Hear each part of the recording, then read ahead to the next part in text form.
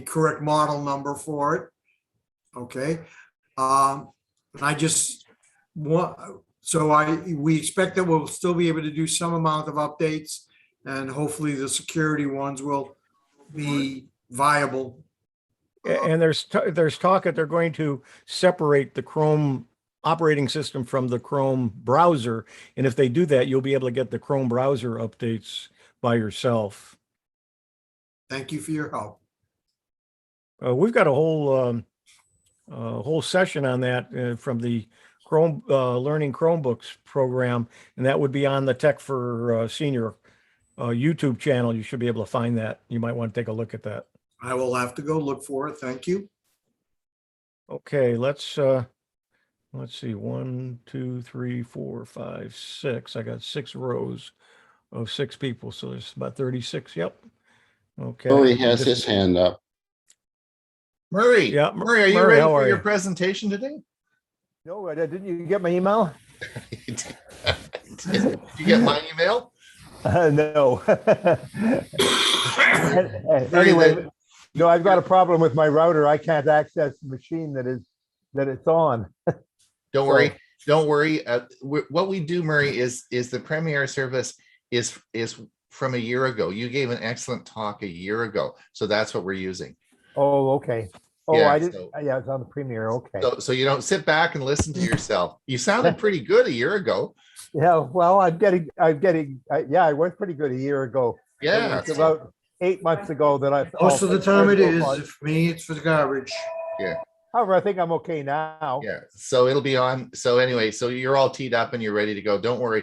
If I was good, I would ask you a long time in advance if I expected you something in person. All right. Okay.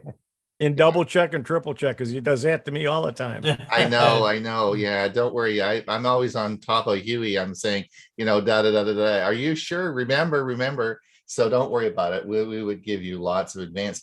The other thing I want to just remind everyone, if there's someone here that wants to talk on, we had some people last year talked to, some of our viewers talked on certain topics they were interested in. If anybody's interested in coming on the show and doing a talk on something, please let me know. We're more than happy to accommodate you.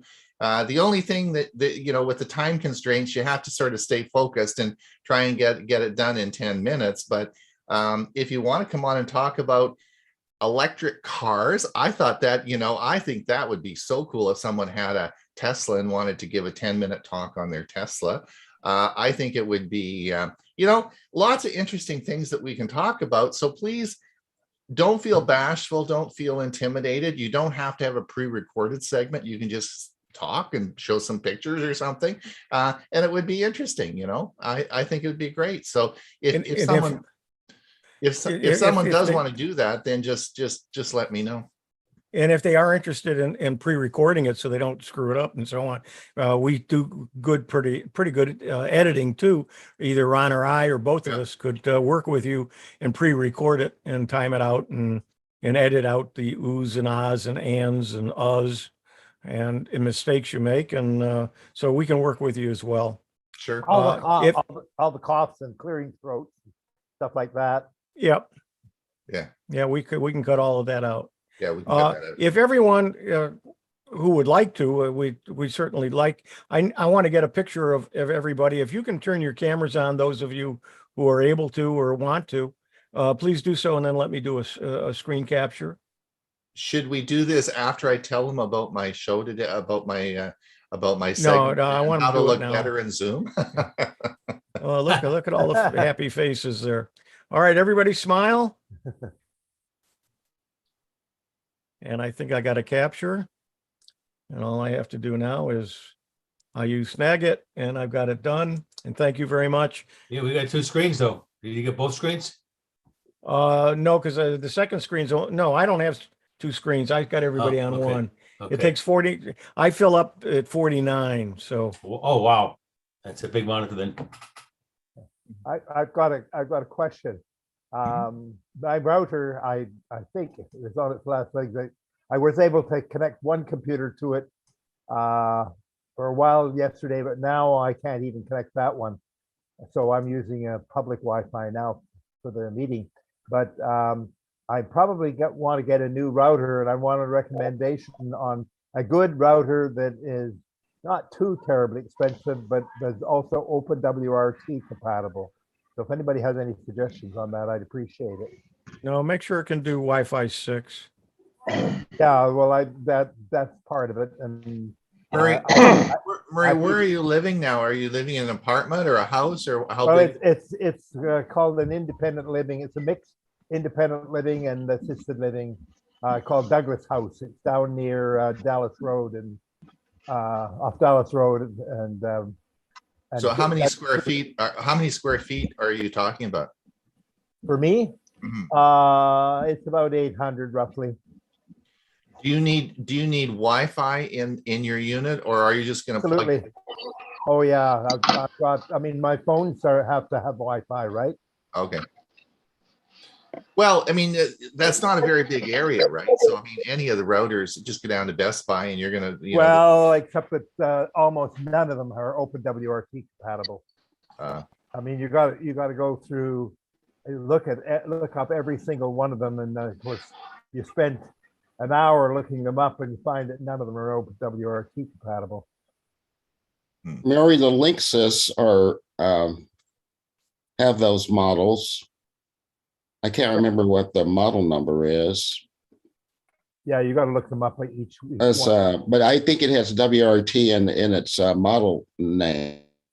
Oh, I want to say it's like 1900 or WRT 1900. okay. I think I looked up something like that. Yeah. Bill, do you want to just tell people what WRT is in case they don't understand?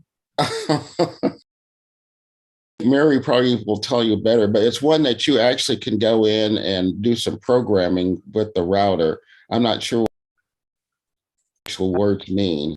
Okay. Yeah, basically, it's open. Course. Yeah, well, I forget what it is now. I'll have to look it up. Yeah, it's basically Linux under the hood, and you can what you can do with it. You can do things like well, there's all kinds of software that you can add to it. For example, you can have your ad block in the router itself, so that you don't need it on your web browsers and things like that. You can block it right at the router. Here's the one I just recently purchased. It's a TP-Link AX 1800 dual band Wi-Fi 6 router. It's an Archer AX21, Yeah, I don't I'm think looking- it's compatible. and I'm looking to see, and I don't, That's one that I was looking at. That's reasonably but I priced. say, I think TP-Link has some that are. Yeah.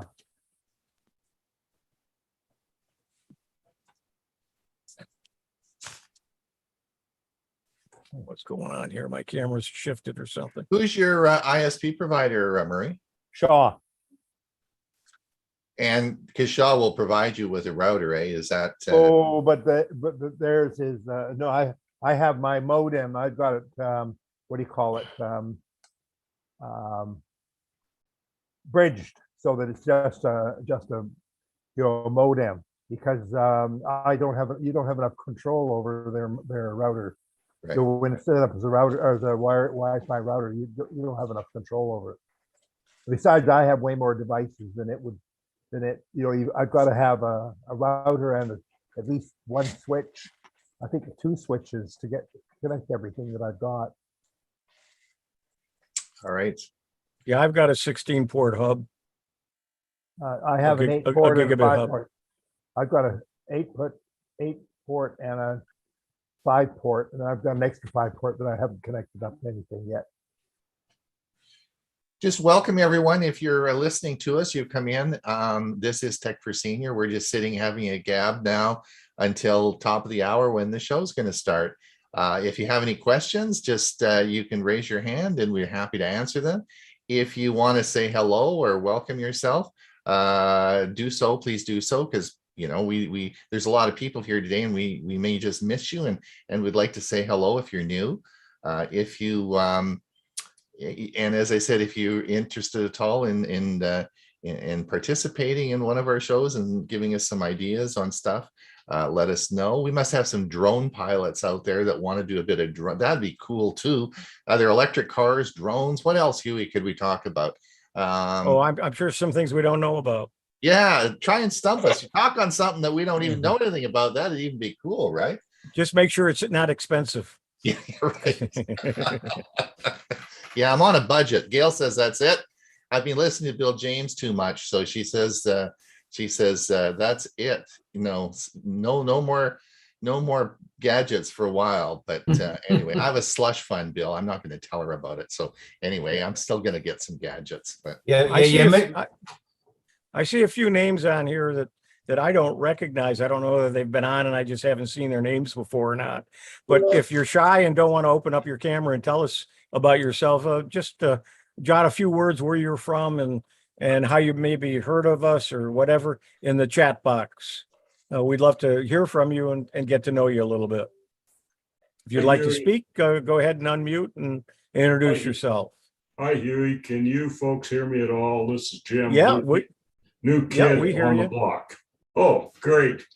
I did purchase a external microphone, which is hooked up now.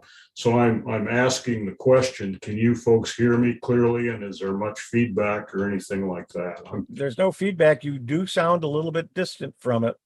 I'm not sure how far away it is from you. It's probably about 2 feet, something like that. that sounds pretty good. I think it sounds great. Yeah. I think it's great. Welcome. Is this your first meeting? Yeah, my first meeting recently. I was in, it's been probably 6-8 months ago, but I just noticed on the email, I get your bulletins all the time. And like I said, I'm a novice user here, but like to come in and see if I can pick some tips and things up, which I already have. I might just comment that someone was asking about purchasing a new router. And what I did is I got mine from Comcast, which is our provider in Colorado here in Greeley, Colorado. And it has the router and the modem in the same. It's kind of like a tower thing. But of course, understand that's $12 a month more. But in my situation, I got kind of frustrated trying to get the right router and the right modem and all that stuff. By the way, open WRT. The WRT stands for wireless router, where the T is the T in router and the R is the end thing. Yeah, that's it. Wireless. WRT wireless. The W R for the beginning of router and T for the T in router. Okay, great. And thanks for that. I'll look up links to C4200 and see if that one is compatible. Okay, great. Well, yes. Well, hopefully, yes. Well, and I'm glad someone's reading our newsletter, eh, Hewie? This is great. Yeah, that is. I always like to know that because we spend a lot of time sending that out twice a week, and there all the links, all the links in the newsletter. If you want, we've made a ton of videos on how to find your way around Tech for Senior, all the shows we produce, and all the links to all those videos are all in the newsletter. So you can certainly learn a lot with those. In fact, I forgot I made some of those videos. I was looking at them the other day and I thought, oh, isn't that interesting? Because when you get this many videos, I can't remember. I was talking to Hewie on the weekend, and I said, this, and this. He said, "Oh, I never remember making a video on that." And I said, "Really?" And so it was. It's when you get 500 videos, it's hard to remember what's what. So anyway, welcome. And if anyone else wants to say hello, please comment. Bill James did say something in the chat box. WRT is a common acronym for router firmware and equipment, and it stands for wireless receiver transmitter. Oh, the DD prefix is to represent Dresden, the place where the development team is originally from. DD-WRT firmware is designed to replace the stock firmware that comes installed on your router out of the box. Thank you, Bill. Good Sounds awful complicated. And then OpenWRT is the one that is free open source software that again is the firmware that you can use to program your router and to add all kinds of, well, there's really hundreds of different things you can add to it to run at the same time while that you can run at the front end within the router instead of having it run on your computers. The one thing you want to do though, no matter what router you have, routers all have passwords, and they're usually they come with a generic password for that brand, and you want to go in and change that password. That is a way for the bad guys to get into your system through the router, because they know what the password is, because it's the same for every one of that brand. And they usually tell you to do that on the box or in Yeah. the directions. They always tell you to do that. Yeah, but most of us don't, because you've got to get into the software. You got to sign on using your browser and get into the router itself, and then make some changes. And then you got to remember what that password is too. Well, So make sure you write it down, and make sure you should have a password manager, put it in there. Or if you keep a notebook, make sure you put it in your notebook. Or if nothing else, make a tab and put it on the router itself so you can always look it up. some of them, I know, like the ones that come with some of the ISP providers here, they have a unique one for each one that they give you. Mhm.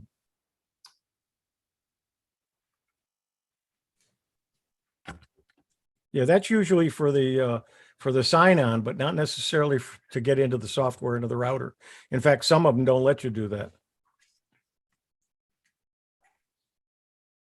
Well, that's why you want one that's compatible. Yep. And they have the software for that particular one, or firmware.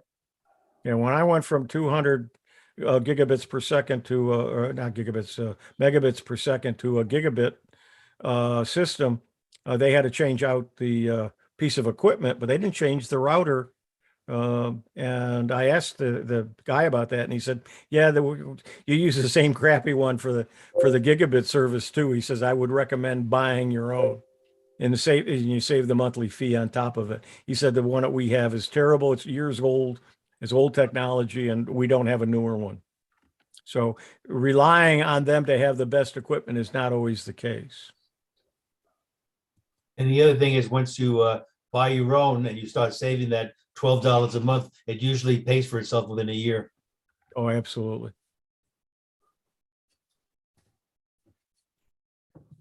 By the way, I recently bought a new router. I have a TP-Link. Let me look at the model here.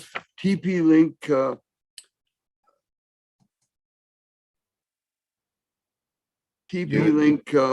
AX golly, here I lost it. Okay, TP-Link Archer AX 300. It's the AX 55 in parentheses. Okay, that's a different model than the Wi-Fi. one I have. Yeah.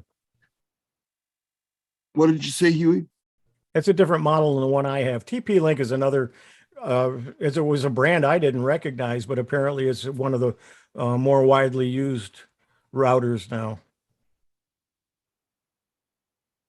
I always stuck with Linksys, and what was the other brand that a lot of us had? I can't remember. D-Link. Netgear. Yeah, D-Link was one. Netgear is pretty popular. And Netgear. Netgear. Netgear was the one I'm thinking of, yeah. Yeah, the 4200, it says that it has limited compatibility with OpenWRT. The problem with it is, the downside with it is that 5 gigahertz transmitter, I don't know what this means, but it says it works with only works as a 2.4 gigahertz. Well, 2.4 is the slower, generally of the two That's right. speeds you have. So Yeah. if it only works with 2.4, that wouldn't be one you want to get. That's right. Dual band. Well, we've got 3 minutes left. If anyone has a quick question, we can hopefully get it answered before then. And Or in if the- not, we have a question and answer period. yeah, at we the have a end. Q&A period,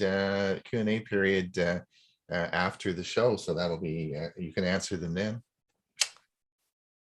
So we will. How do you shut off the closed captions? The closed captions, if you go down to live transcript and you click on the little caret that goes up at the bottom, it says show subtitle or hide subtitle. You can change it and turn it off. Thank you. How's your coffee fund coming? Going to mention that today. Thanks, Dick. We're going to bring that up today, and we will for sure talk about that. We will indeed. And I see the geeks have arrived. Jim and Chris. Hello there. Hey, how you doing? Good to see you, Ron. Yeah, that's I was good. just Yeah. watching your video. It was Oh, are you? No, you're not supposed to watch my video. You're supposed to wait till the show starts. well, I didn't watch the whole thing. I just wanted to make sure that it was there, that I could like it and so forth. And my, I know. and I always put mine up on my channel, so you don't see them on the Tech for Senior channel. Yeah. Yeah, Okay, so- let's see if I can get this thing working. Actually, I was out doing my.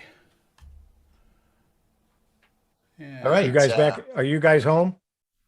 Yes, yes. We actually took an RV trip for a couple of days up to Gainesville, and then it got too cold, so we came back to South Florida where it's warm.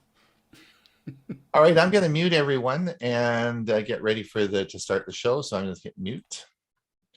And we're going to mute all. And we will get ready to get going here.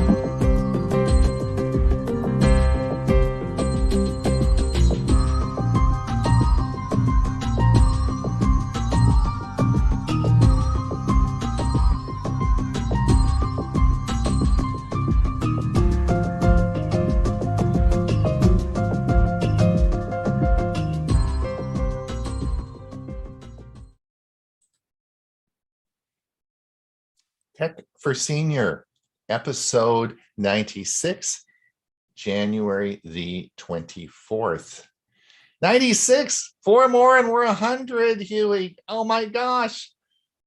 Can you believe it, eh? It's unreal.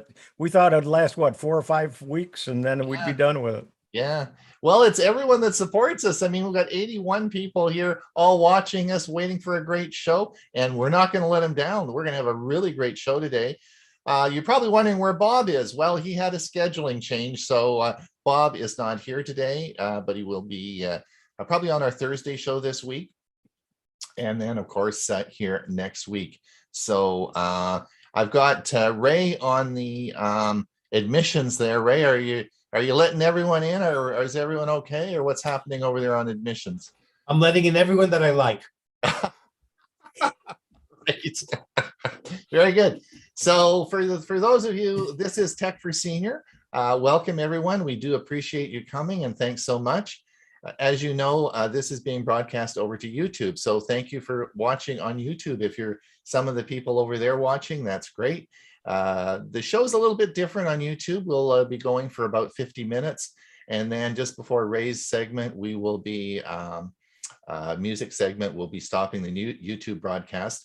If you want to come over, we've got 82 in the room now. So if you want to come over and join the Zoom meeting, then we're happy to have you for the Q&A. So that would be, so just let you know about that. As you know, we also broadcast a Thursday show, which is very popular. So we're happy with that. And not only that, but we'll be talking a lot today about podcasting. But of course, we have our own Tech for Senior podcast now, which also airs, and that's doing quite well. So 2 shows and a podcast. So we are a busy group. I wanted just to let everyone know about last week. I talked about our coffee fund. For those of you who just to give everyone an update on this, what we have at Tech for Senior, there's about $1,000 a year in licensing fee. It's all basically licensing fees. And so we are, so we do a fundraising. Well, last year we decided what we were going to do. We didn't really know. And then we came up with the coffee fund idea. And wow, the response was incredible. Like within 3 weeks, we had our budget arranged of about $800. It all came in, and we didn't have to talk about it for the rest of the year. So this year, we set the budget $1,000. And last week, I want to thank the following people so far that have donated. There's Tony Pisa, Dick Vogel, John Roy, Sunday Ruth, and Tom Euler. Thank you so much for your generous donations. And we will, so we're up to about 11% of our goal, which is $1,000. So if you could, it's just, if we just get it, and I'll be mentioning this each week until we get to our maximum goal, and then it's just done for the year, and we don't have to worry about it, and we can pay the bills, which is always nice. Now, Hewie, what are we doing on Thursdays? We're doing something on Thursday. What's We're doing two things. Are we? What's happening on Thursday? Yeah, we're doing the Tech for Senior live in the morning, which is actually 9 o'clock your time and noon my time. Yeah. And then at 2 o'clock my time, 11 o'clock your time, we do Learning Chromebooks. Right. Learning Chromebooks this week, eh? And I'm going to be away, but I'm going to try to log on at the Future of Education Technology conference in Orlando. I'm going to be there. I'm going to be in the press room, and I'm going to try to do both programs from there. So it's going to be a challenge to see if I can even get out from the Orange County Convention Center or not. But let's hope I can, and I'll be on with you. Now, if people have registered before, they don't have to re-register, right? That's correct. And they should have already received an email this morning, and they'll get another reminder probably Wednesday that it has their unique link to log on to the Learning Chromebook. But you do have to register. And if you don't know what that link is to register, go to www.techforsenior.com, and you can get the address to go and click to register. Yeah, there's actually a button on the site that you just click the button. Is it? Okay. And register. And we don't want your money. We don't want your email. It's all free. We just want to know who you are so we can send you some email and follow up on when we publish the show. And if you can't make it, we also record it, and it's available on our YouTube channel as well. Let's introduce everybody. I've just talked to Hewie. Of course, Hewie is co-hosting with me. And of course, normally at this time, I'd introduce Bob, but Bob's not here. So we're going to go and introduce Ray Baxter. Ray, how the heck are you doing? I'm doing very well today, and looking at beautiful weather in the mountains here, already up to 44. So we're going to have a nice day today. Hardly ever below freezing in the daytime. There you go. There you go. Now, back with that, like you can't keep a good man down, right? And so it's now so nice to see Dewey here today. Do you want to say hello, Dewey? And Dewey is going to have a segment for us next week. He is, yeah. So that's good. Thank you, Dewey. Do you want to say hello?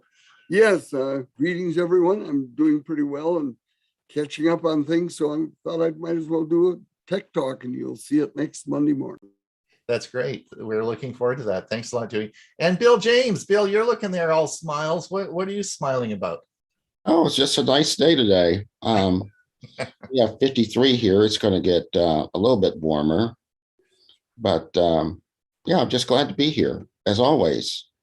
Excellent. Excellent. I think I've covered everyone. So today we have some interesting. We have a great show for you today. I think you'll find it really interesting. And one of the things that a news article that came out this last couple of days, and I thought I'd just bring this up because it does have some bearing on what we're going to talk to you today, is about Canon. Canon is, as you know, is a camera manufacturer, and Canon is closing its big factory in China. It's ZHUHAI. I'm not sure exactly how to pronounce that, but it's a large lens manufacturing plant in China. Now they have about 4 other sites around the world, but of course, with digital cameras in phones, the demand for digital SLRs is certainly falling like crazy. So people are just using their cameras now. So with the demand decreasing, of course, they're cutting their production of lenses for their cameras. So, however, next week I'll be talking about taking your DSLR or your old. If you have a single lens reflex and it uses film, forget it. It's too old. But if you have a digital one, you can hook it to your computer and use it as a webcam. And I'm going to tell you how to do that next week. So anyway, so we'll talk about that in the show today as well. I think we better get going. It's about 9:09. This is usually when Bob starts to bug me and say, "Hey, stop talking," and let's get on with it. So I have his security, his roundup all ready to go, and let's get going with that.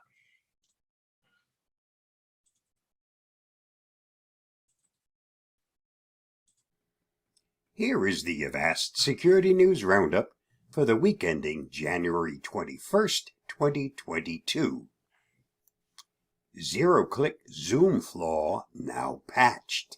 Natalie Silvanovich of Google's Project Zero bug hunting team found and reported 2 zero-click vulnerabilities in video conferencing platform Zoom.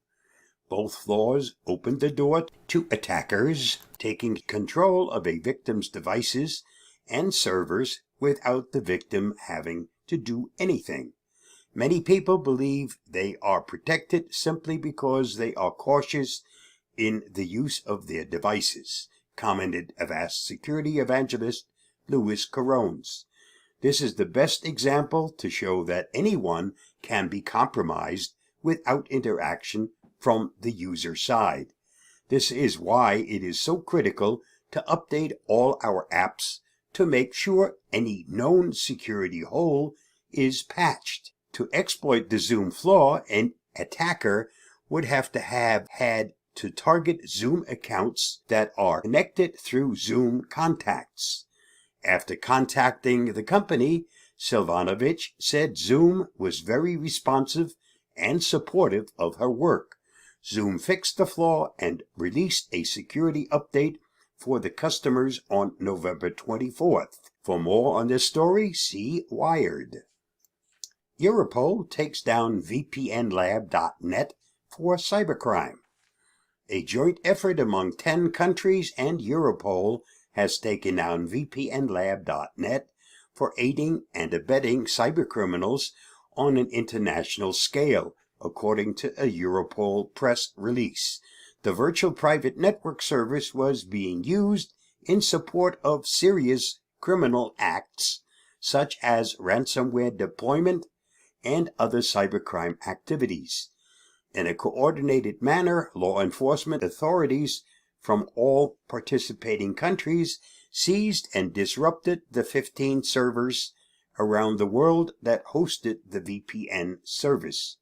Visitors to VPN Lab's website are currently greeted with a notice that reads, in part, law enforcement has now gained access to VPNlab.net servers and seized the customer data stored within. The investigation regarding customer data of this network will continue. Apple and Google oppose antitrust legislation. As the U.S. House Judiciary Committee reviews legislation aimed at loosening big tech grip on consumers, Apple and Google are loudly stating their objections to the bills, while smaller companies and startups are voicing their support. The American Innovation and Choice Online Act would prevent big tech from favoring their own services over others. And the Open App Markets Act would allow for more competition on app stores. Apple and Google complained that the new legislation would force them to compromise security and quality, while smaller companies claim they will finally be able to compete on their own merits if Big Tech's gatekeeper status is loosened. For more, see The Verge. Israeli police use Pegasus spyware on citizens. According to an exclusive report by Israeli business newspaper Calculist, Israeli police used NSO Group's Pegasus spyware to remotely hack citizens' phones. Calculist says that those who have had their phones hacked include mayors, former government employees, a person close to the senior politician, and leaders of political protest against former Prime Minister Benjamin Netanyahu. Calculist also claims that the hacking was done without warrants or any court supervision. Israeli police rejected the hacking claims as untrue, but it did not deny using Pegasus as a tool.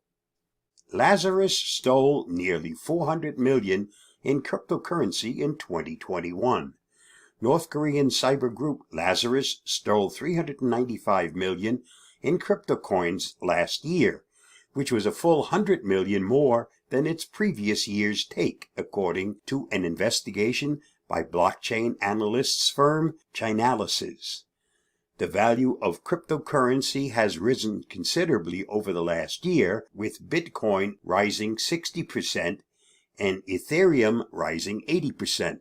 Most of the stolen funds were Ethereum, but Bitcoin representing about a fifth. Chainalysis says Lazarus stole the crypto over the course of 7 hacks into cryptocurrency exchanges and investment firms in 2021. Over the past 5 years, North Korean hackers have made 1.5 billion in cryptocurrency thefts alone. For more, see Ars Technica. This week's must-read on the Avast blog. The often exploited remote desktop protocol is once again in the news. This time, it has a new attack vector that was discovered by researchers and subsequently patched earlier this month by Microsoft. For more on this, read the full story in the Avast blog or watch my video on this topic on my YouTube channel. And that wraps up this week's Avast Security News. Stay safe, stay secure, and I'll see you again next week. Bye-bye. Well, thank you, Bob. That was a great report. We look forward to seeing you in person next week. Now let's move on, and I've got something for you today. We're going to talk about podcasting. Let's see what I have to say about that.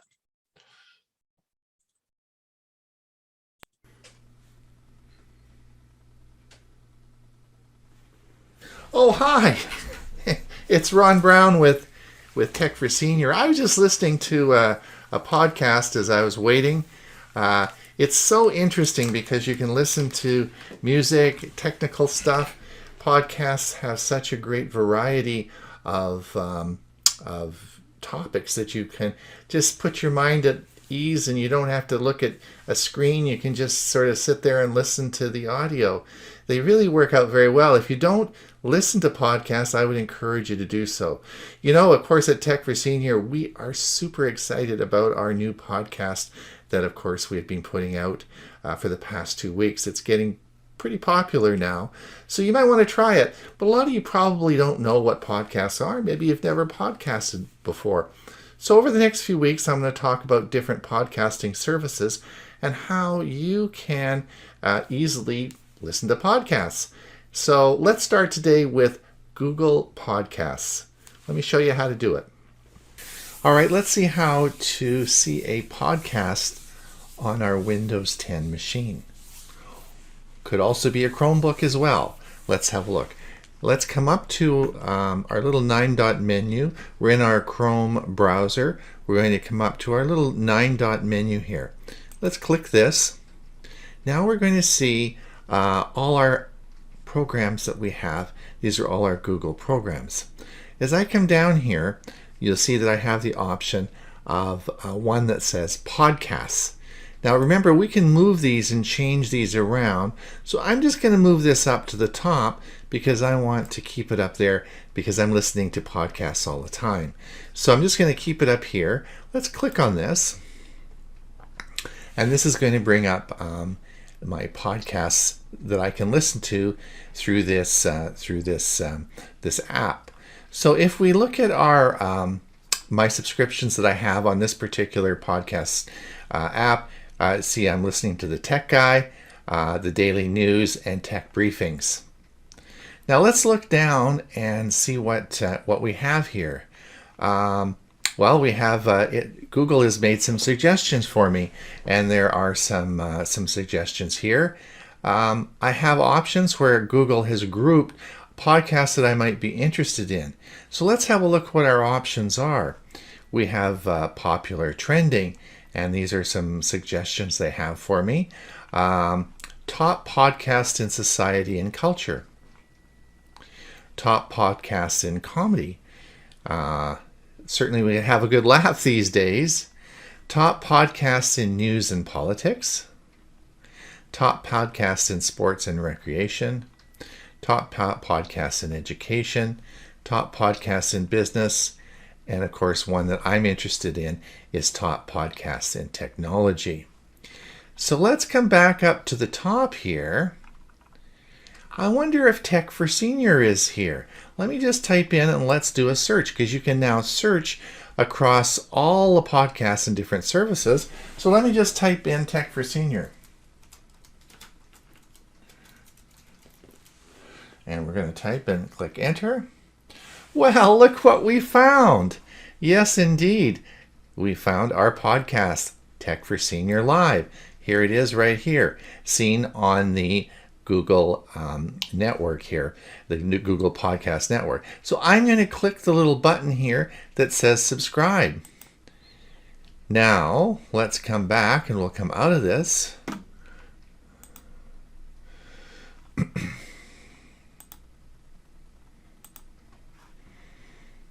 And let's just refresh this. And here we are.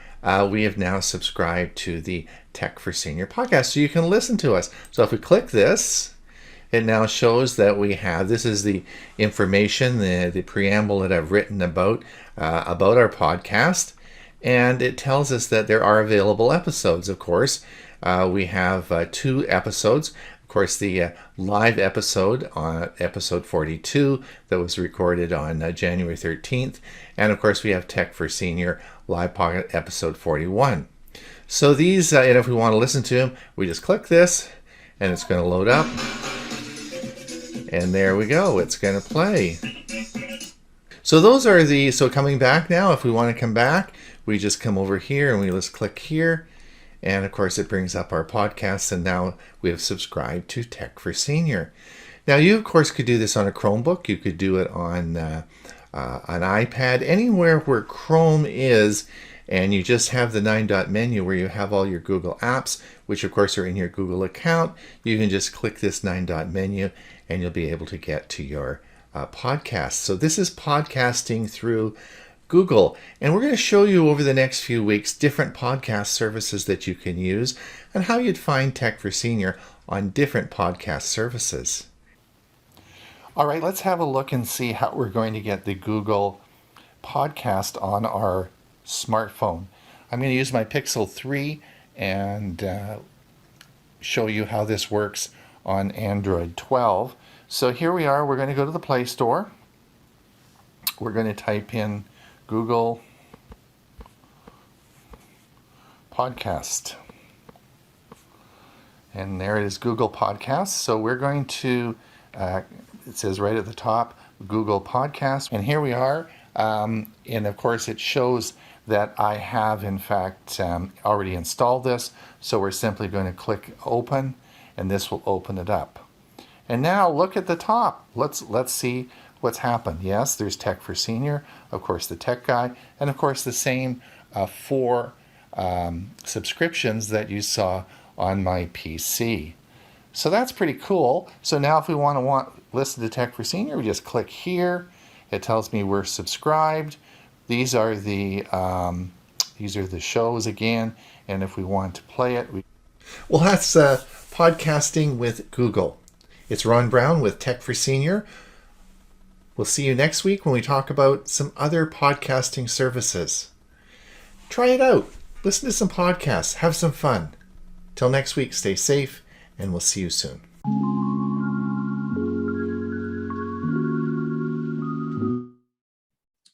All right. So hopefully everyone can try out some podcasts between now and next week and listen to some interesting ones. There's lots of interesting ones. There's thousands and thousands out there. So I'm sure you'll find some topics that you'll be interested in. All right. Bob is got a Windows 11 tip for us today. So let me just share my screen and we are going to see what Bob has for our Windows 11 tip. The Windows 11 taskbar. We used the taskbar, which was the part that was always on the left. And then we had the system tray, which was the icons to the right. Now in Windows 11, by default, your start menu, or the taskbar, is in the middle. So there's no left and right. And the whole thing is now called the taskbar, and it's split up into several components. You have your start menu.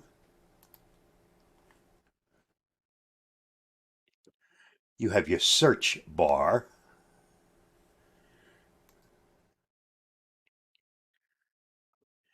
You have your desktops, where you can set up several different desktops or work areas. You have your widgets. You have your chat. And then you have the shortcuts that you've pinned to the bottom task manager, such as your browsers,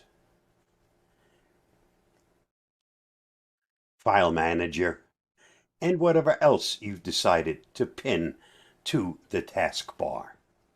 Some of us have more, some of us have less. And what's on the right side, what we used to call the system tray, that's also now been called by different things, but it's all part of the taskbar. In here, you have your clock and notification. You have your action bar.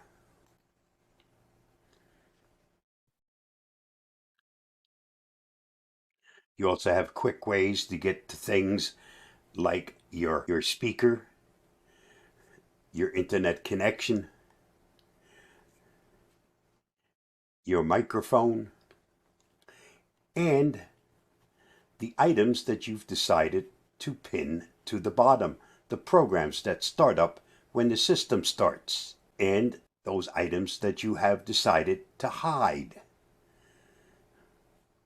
And if you click on this up arrow, you see the items that are hidden. You right click on any empty spot on the taskbar, you get to go to the taskbar settings. When you open that, here, if you scroll down to where it says taskbar corner overflow, select it, and now you can see all of the items that are residing in this right-hand side of the taskbar. If it says on, they're visible. If they're off, they're the ones that pop up when you click on the overflow or the hidden parts. If I click this, I see here that I have Microsoft Teams and Power Toys. And if you look here, you'll see that Power Toys are off, and so is Microsoft Teams off, which means, yes, they're still running in the background, but they aren't showing up on the right-hand side of the taskbar. You have to hit that up caret in order to actually see them. and be able to access them. Little different from what it was in 10 and prior, but everything is still there. Everything can still be accessed. You can still turn items on and off, and you can still hide or show the items on that right side of the taskbar. Anything new, eventually you will have to learn how to navigate in something new. I'm sure that Microsoft figured this was a better way to handle things. And as you get used to it, it's just as easy as it used to be when you were using Windows 10 or 8, 8.1 or 7. It's just a matter of getting used to the new things that are part of Windows 11. Stay safe, stay secure, and I'll see you again soon. Bye-bye. Thank you, Bob. That was, and we'll be having a Windows tip each week now from there are different people doing the Windows tip. So we will be having could be a Windows 10 or a Windows 11 tip. Hewie, are you ready to roll? I am always ready to roll. Very good.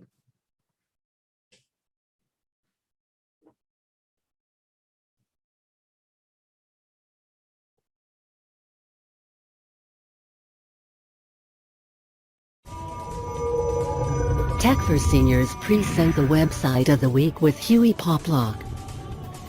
Please like this video and subscribe to our channel. Website of the week. This is number 8. I'm Hewie Poplock. Today we're going to look at a website called stilltasty.com. They say it's your ultimate shelf life guide. You'll notice there's quite a few ads and there's no way to shut them off, but it's a free service. In order to pay for a free service, a website has ads. So there are ads to the left, to the side, and to the bottom. You can't turn them off. So let's take a look at this website. Keep it or toss it. This is the part of the website that I originally came here for, and that is how long will your favorite food or beverage stay safe and tasty? What's the best way to store it? Get answers for thousands of items. Let's try Apple first. When you click it, you get a lot of choices. And you see if I go all the way to the bottom of the page, anything that's got the word Apple in it is showing up there. And of course, there's an ad at the bottom and an ad at the side. But let's say I want to know, what about commercially frozen? No, we want fresh, raw, and whole. In other words, I just bought some apples at the grocery store today. How long can I keep them? When I click on it, if I keep the apples in the pantry, it'll last 5 to 7 days. If I keep them in the refrigerator, 1 to 2 months. And if I freeze them, 10 to 12 months. And then they give you some tips. How long do apples last? The precise answer to that question depends upon, to a large extent, on the storage conditions. To extend the shelf of apples, refrigerate in a plastic bag. How long do apples last in the refrigerator? Properly stored, apples will usually keep well from 1 to 2 months in the fridge. The shelf life of apples can be extended to 6 months or more if the apples are stored in an area where the temperature is between 30 and 40 degrees Fahrenheit, with high humidity, difficult to find in most households. Can you freeze apples? Yes, and they tell you how to do it. It's an all-encompassing information about different items. Let's take a look at some other items here. And let's say, what about onions? I bought some onions today. Onions, all varieties except sweet, including yellow, white, pearl, fresh, raw, and whole. So that's what I bought today. Let's see how long I can keep them. 2 to 3 months in the pantry, 2 to 3 months in the refrigerator. So it doesn't really matter where you keep them. And then if you want to freeze them, 6 to 8 months. Let's look at another. Let's look at hard-boiled egg. Probably wants it together, but let's take a look and search. Oh, there it is.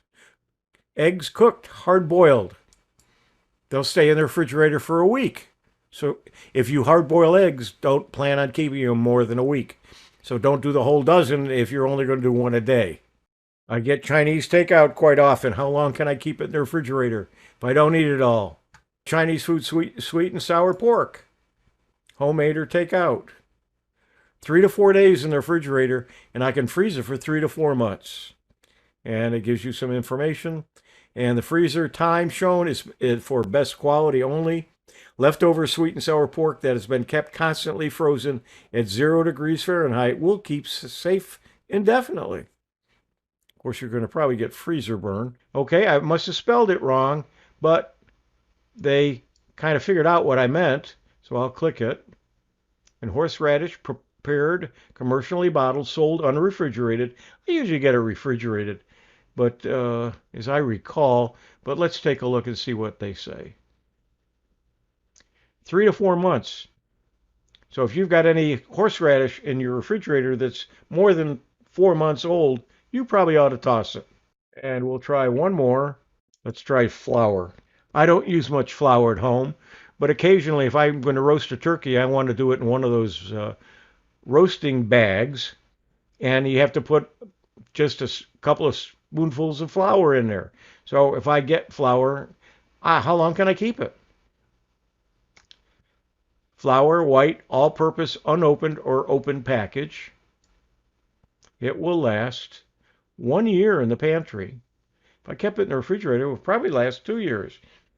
But 1 year, so if I'm using it for this Thanksgiving and use a couple of spoonfuls, and then next year go to use it, if I've kept it in the pantry, I probably shouldn't use it. I should get fresh. If it's been in the refrigerator, I probably can use it that second year. Let's take a look at roast beef in the deli. I like to go to Publix and get their roast beef. And it's sliced at the grocery counter. So we'll click that. Once you purchase it, it's only good for 3 to 5 days. So you don't want to get too much and have it last longer. That you then should probably get rid of it. And you can freeze the deli meat for 1 to 2 months. And it gives you information. How long does roast beef deli last in the freezer? Properly stored, it will maintain best quality 1 to 2 months, but will remain safe beyond that time. Now, what else on this website is there? That's the keep it or toss it. And then you have your questions answered. You can go to the keep it or toss it, which is the main page, and you can browse the shelf life information by category. So if you were going to look at dairy and eggs, you click that. You can see that there's quite a few items, and there's actually at least 8 pages of results under dairy and eggs. Okay, butter, unopened or open package. How long can you keep butter? 1 month after sell-by date. And you can freeze butter 6 to 12 months. There is a section called Your Questions Answered. So somebody has asked questions, and here is, are eggs still safe after the expiration date? And it says, yes, your eggs should be fine, provided you have been storing them properly, and they do tell you how to store them properly. But there are several other questions. If you aren't quite sure what to look for to begin with, you can use these as a starting point. And there are some good questions. Can you refreeze thawed chicken? Answer, it's fine to refreeze the chicken breasts as long as you thawed them in the refrigerator and kept them there for no more than 2 days. Refreezing is not an option if the chicken wasn't thawed in the refrigerator to begin with. So that's under the Your Questions Asked. Under Shelf Talk, there are some blogs or articles that they also have posted here. Power outages, how long does food last in the fridge and freezer? Let's take a look at that. All foods at least 4 hours if the fridge is left unopened. In other words, if you leave it closed. Discard after 4 hours without power, meat, poultry, fish, milk, eggs, cooked leftovers, soft cheeses, deli cold cuts, salads, and other perishable goods. Still safe after 4 hours, things like ketchup and mustard and relishes and jams and so on, you see what's there. And then you can check with the U.S. Department of Agriculture, Food Safety, and Inspection Service website for an extensive list of what to keep or discard. And then Still Tasty in the news is just where is this website been talked about? I wonder if they'll add us to their website. That's it. Still Tasty, your ultimate shelf life guide, your website of the week. I'm Hewie Poplock.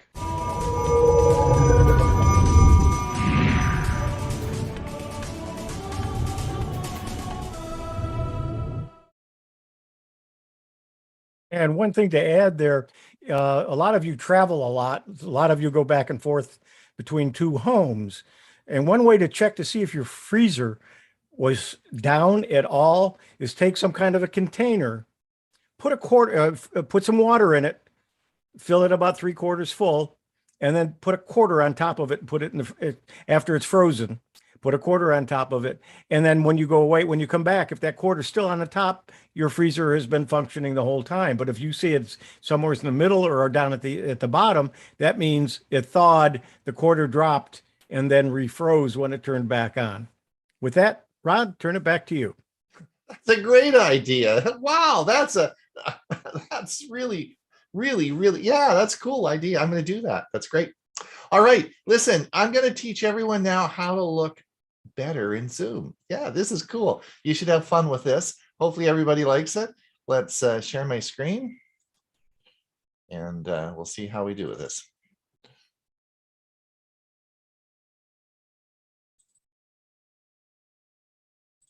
It's Ron Brown with Tech for Senior. Looking better in Zoom. Wouldn't we all like to look better in our Zoom meetings? Well, I'm going to show you through photography how we can certainly improve that. In fact, I've made a 3-part series to help you. The first part is we're going to look at webcams, things that you can do with your webcam to make you look better. Part 2 is going to be where we take other cameras that you have around the house, maybe some DSLRs or something like that, and I'm going to show you how to hook them up and use them as a webcam. And then part 3 is going to be using your cell phone for a webcam. So if you are trading or upgrading your cell phone this year, don't trade it in for $30 because you have an unbelievable webcam there that we can hook up and use it. Yes, it's going to be great. So 3 parts over the next 3 weeks on looking better in Zoom. And you know, the fun thing about this is it's not going to cost you any money. Well, maybe a little bit, but not a lot. These are things that you can do around your house or with existing equipment. So let's get on with it. All right, what I'd like everyone to do is look around on your screen. I want you to look at everyone. Look at their cameras, look at how they're sitting. Are they smiling? Are they frowning? Is it too bright? Is it too dark? Maybe they've got half their picture, maybe they don't have a picture up. Have a look around and look at the different screen images. And then we're going to look at how we can improve this. All right, as you looked around the room, you probably see some people that are sitting in the dark. Well, of course, if you're in the dark, you don't look very good on a camera. Let's turn the lights on. And if it's too bright, you don't look very good on the camera.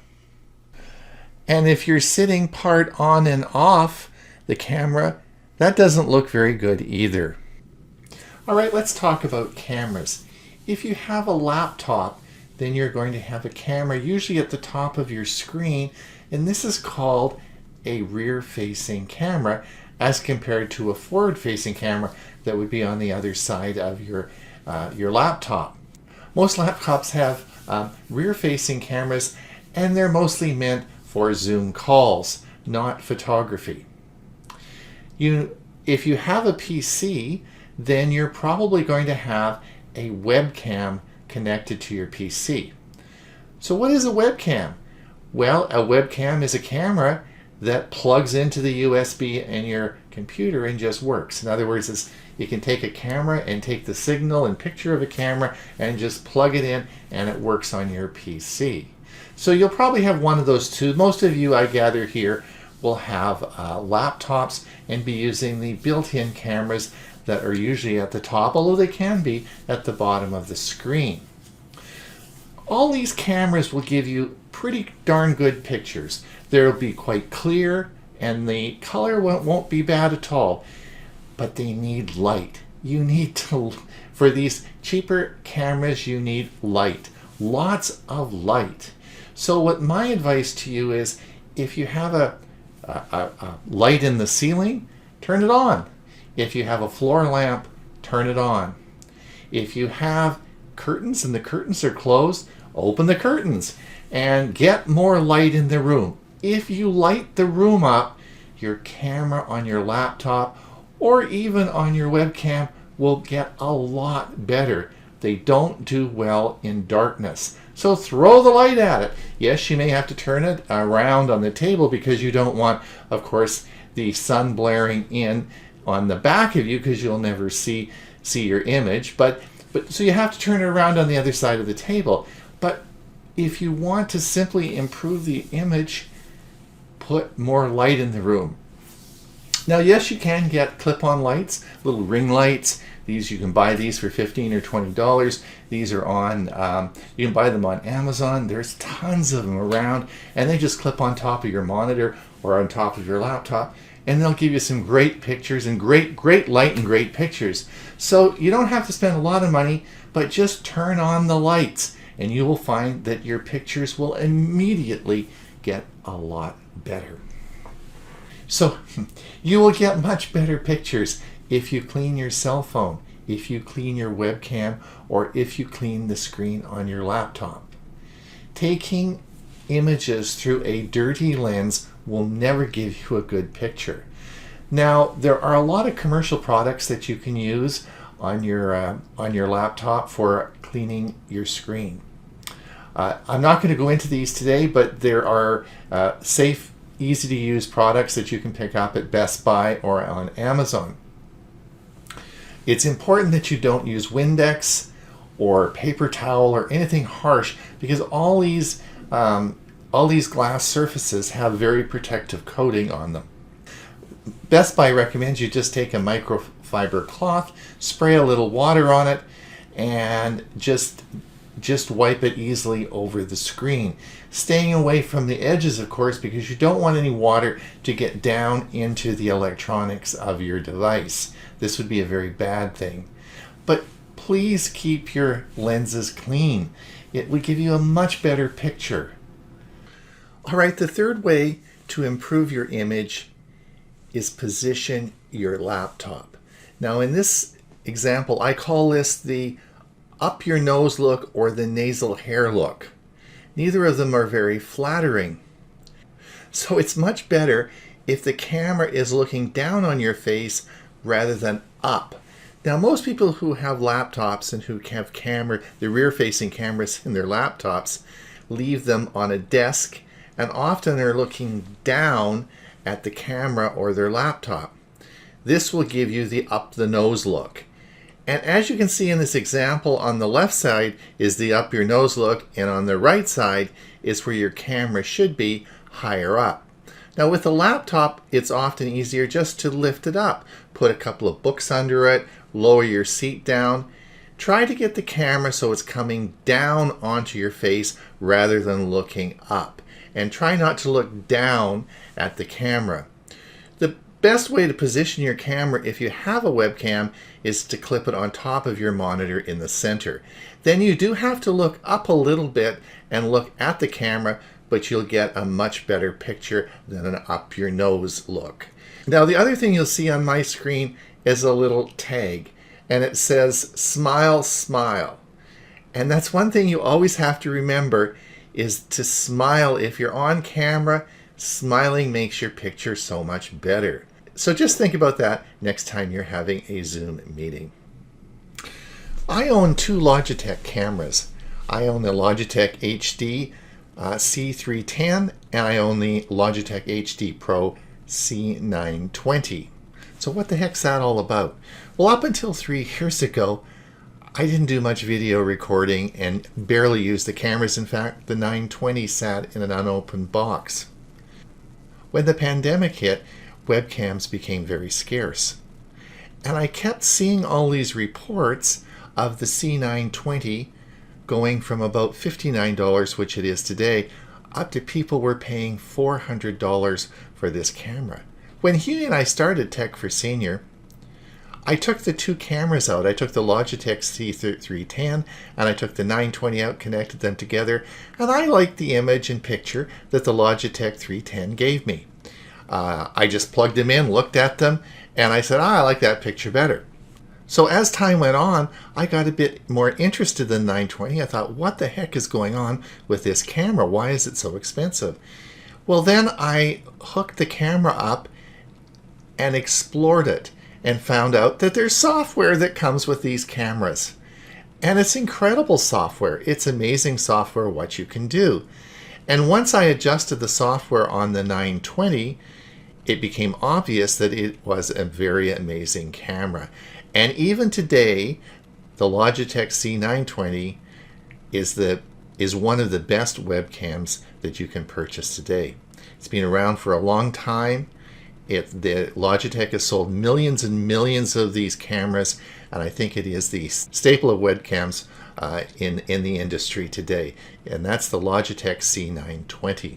When I started using the C920, it was great. I could pan forward, I could pan back, and I'm going to give you a bit of a demonstration in a minute. But it did some pretty incredible things, and so I was really happy that I'd switched and was now using the C920. The problem that I had is that most of my recordings were done in Zoom. And so when I got into my Zoom meeting, I wanted to pan forward, I wanted to change the color, I wanted to do some adjustments, but the Logitech software said, sorry, the camera is in use by another app, and that of course was Zoom. And because the Logitech C920 had been around for a long time, even way before Zoom, the software had never allowed two sources to work the camera. This became really a big problem for the first year I used my C920. And the reason I'm bringing this up is